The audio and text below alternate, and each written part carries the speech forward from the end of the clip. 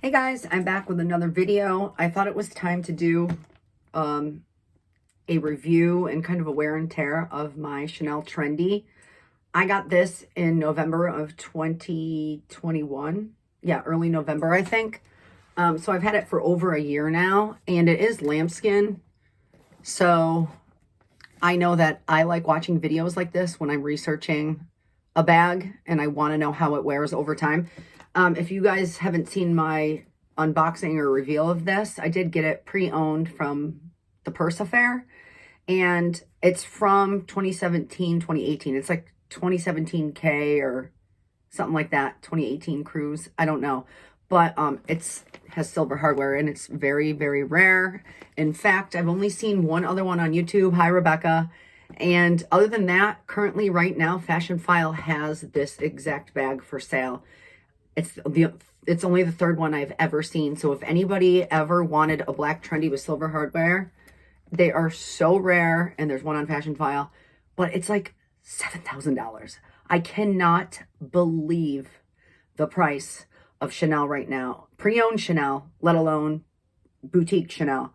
When I got this last year, in November, I paid, I want to say $4,675 US for it.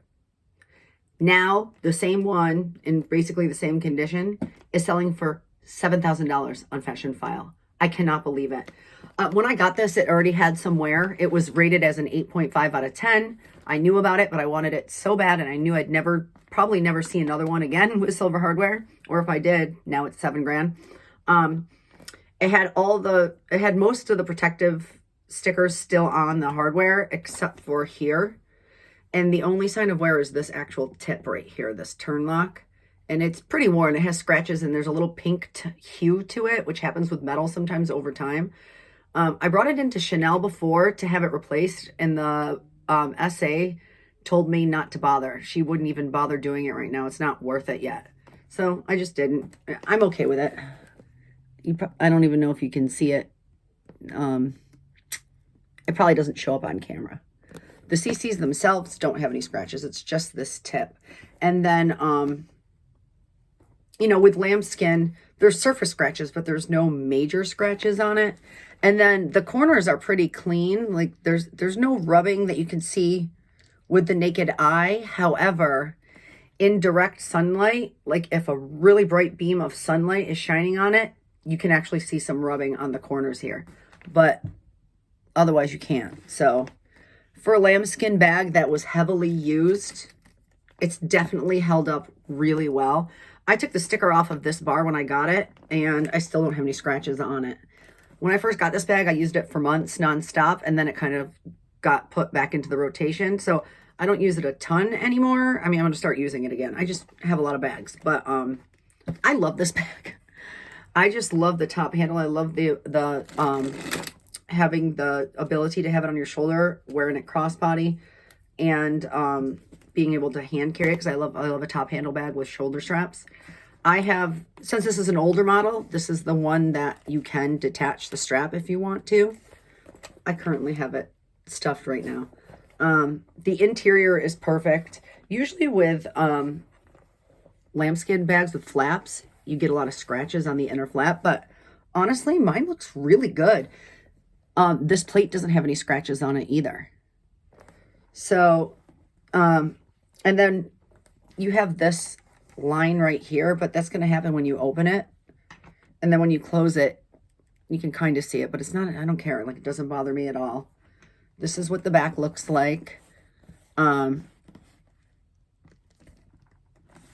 I store it stuffed, not overstuffed though, just like the middle part stuffed. And a lot of times I hang it so that the bottom doesn't, fold. So half the time it's sitting in my cabinet, and the other half it's hung up by a clipper. And yeah, like this, when I got it, it was already used, but I feel like it did develop.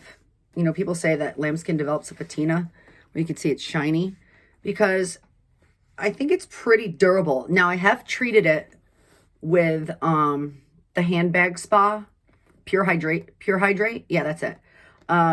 Maybe twice since I got it. I don't overuse that kind of stuff. I only do it maybe twice a year on my bags if needed.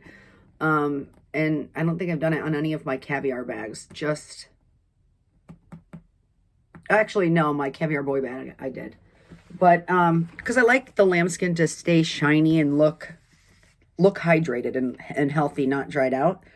But I gotta say, for a lambskin bag that has been heavily used, this has held up really well.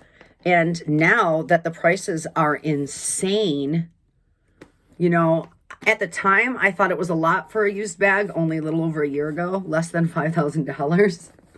And now knowing what they're going for, I am so glad I got it. And yeah, so the strap itself is really held up really nice.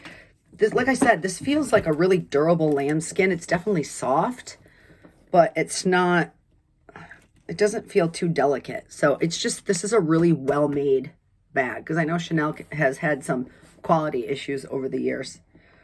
I guess that's about it. Like, it's fully leather lined. And when it's stuffed, I don't find it heavy. Yeah, I mean, it's heavier. It's my heaviest Chanel bag, but it's not too heavy to carry. I just really love it. And yeah, so that's it. I think somebody requested, you know, a wear and tear update on this after I used it for a while. So I'm happy to say that it's holding up nicely. I still think I might take it to a different Chanel boutique and get this replaced, because this part right here does bother me, and everything else, all the hardware everywhere else is really nice. And so once I get that replaced, it'll be, you know, in really good shape. Anyways, thank you for watching, and I will catch you on my next video.